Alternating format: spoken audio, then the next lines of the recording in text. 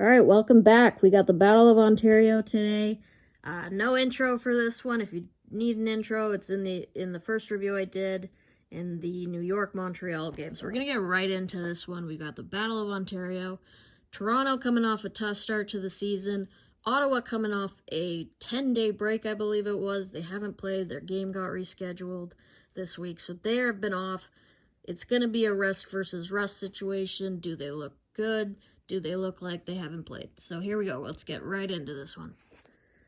So early play was for Ottawa. They're going to draw penalty, and then Turnbull comes on the penalty kill. And she gets a little too aggressive. Her stick gets up high on that hit on Shiga. And so she's going to get called for the rough. And it's going to send Ottawa to a 5-on-3 power play. So not what you want to see out of your leadership group. You need them to start stepping up for Toronto. They've been pretty invisible to this point. Spooner's been the only one I've really seen stepping up out of the leadership kind of group of the team. And so Ottawa's going to go 5-on-3 here. I thought their power play in game 1 looked great. Stats will tell you it was only 1 for 6, but I thought they looked the most cohesive, the most together kind of out of the games I've watched so far of the teams. You know, this is a brand new season, brand new team, so the power plays are going to be disjointed. But you can see how much Ottawa is backing the D off here. And so Rose is going to fire that on. Agia in front, and Mrazova is going to deposit that into the net. Campbell can't get the rebound. And so it's a quick 1-0 lead for Ottawa. But they score on the 5-on-3, so it's still a power play. And unfortunately for Toronto, they're going to capitalize on this as well. It's Gabby Hughes with her first of the season from Boulier and Grant Menez. So Ottawa off to a quick start, 2 for 2 on the power play to start this one off. And they look like they are in sync. They look like they're going rest versus rust. The rest looks like it helped. The extra practices I'm sure they got to have because of the 10 days off. Like I said, I thought they looked good in the first game already, but in this game you could really see how quickly this team has gelled, and props to Carla McLeod and the entire coaching staff because their power play looked terrific today. They're going to go 2 for 2 on that. We're 12 minutes in, and Toronto has just got their first shot.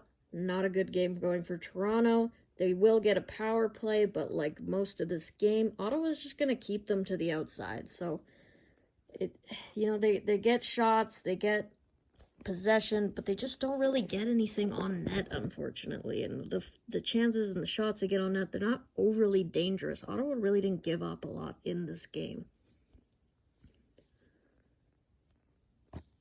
Just a nice little spinorama there. Had to catch that.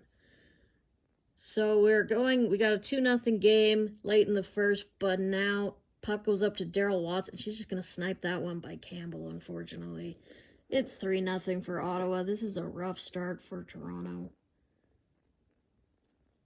Campbell's off to a rough start. It's a good goal by Watts, but the goaltending, if you want to talk about that, I'm not going to get into it. I let the panel talk about that on... I got that posted on the Instagram, so go check that out. But I don't think it's been good enough, obviously. They're giving up so many goals. But that's going to recap it for the first. Troy Ryan, not happy with his team right now. And Erica Howe is going to start in net for Toronto in the second, as Campbell's going to get the pull. Early on in the second, we've got the multi-line with Natalie Spooner driving, creating some pressure. And Natalie Spooner's going to throw it on net from behind the goal, and it's going to go in. She's going to get her first, the first goal for Toronto at home. She also got the first of the franchise. So Spooner leading the way. Like I said, that leadership group needs to be better, and Spooner's been the one really standing out for me. The assists for that one are going to go to Allie Monroe and Emma Malte. She just drives the net hard, and then no chance for Mashmire. She literally shoots it from behind the net, not just behind the goal line, but behind the net. So good play by Spooner, getting that one on net. After that, I loved Shiga's game today. Her and Daryl Watts and Mrazova, that line really stood out to me. I loved their game. They looked very connected as a group. And so they're pressuring in the zone, and then Toronto's going to get caught on a change here. Mashmeyer sees that, pushes it up to Snodgrass. She snipes. And not a great goal for Howe, but a great job by Mashmeyer to see that Toronto is all going for that long change in the second period. Sees Snodgrass, and Snodgrass is going to give her the point and say, hey, nice pass. Nice pass by the Tendy. And just like that, so it looked like Toronto's going to get some momentum. They're on the board to start the second period, and then just like that, it's 4-1, and their 3-goal lead is restored. Great play by Mashmeyer. That is our first goalie point of the season, and it's going to be a primary assist, so nice play by Mashmeyer. Middle way through the second here, and Toronto is about to get heated. They're throwing punches. This is the closest I've seen to a fight so far in the league. They were definitely throwing punches in this. Looked like multiple Toronto players, and yet somehow this is going to end up in a Toronto power play. Not really sure how that worked out, but Agia is the only one who gets the penalty. So they go to the power play, but again, nothing really doing. Ottawa just keeping them to the outside, clearing it. They're not getting any grade A chances. Another chance for them, and a little more frustration from Toronto. And then I won't show you the whole thing here, but I'll just note that the third and fourth line for Ottawa, just pressuring. They're keeping the foot on the gas. They're not going, oh, we're up by 3, we're going to stop playing. No, they keep the foot on the gas. They keep the pressure on, and they stay in the offensive zone for a very long time. It's great work. Like I said, the whole team played really well in this, but right here, the third and fourth line getting to shine by keeping it in the zone. And then late in the second, little pop here from Shiga on Maltese. Like I said, I think I mentioned, like, Shiga was very aggressive in this game. I love that line. Boom, just little pop.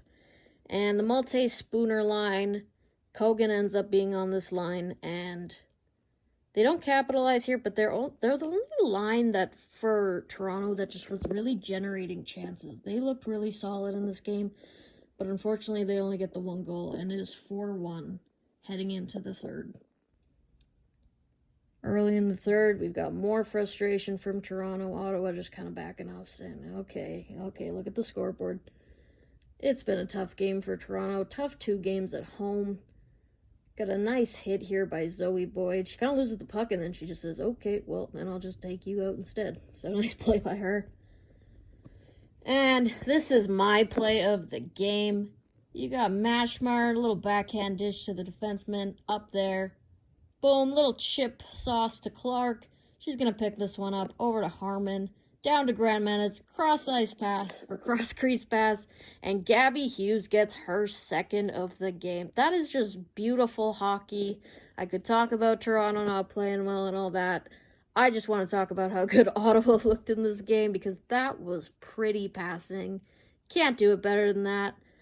As I said, maybe the 10 days off helped them, but this team is gelling, and they look like they're in mid-season form. This is just beautiful passing. That's what I love to see.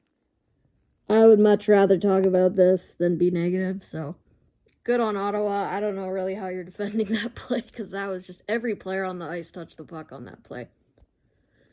So that's going to do it. Your final score is 5-1 for Ottawa.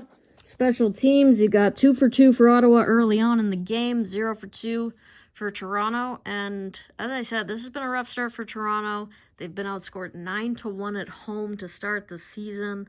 They are now 1-3, I believe, is their record. And Ottawa will go to 1-0-1. Like I said, they had the overtime win against Montreal. Yeah, my final notes. The youth for Ottawa really showed up in this game. I was going through the score sheet, and almost all of the players on it were 25 or younger. That's crazy, because they don't even come into the league until after college.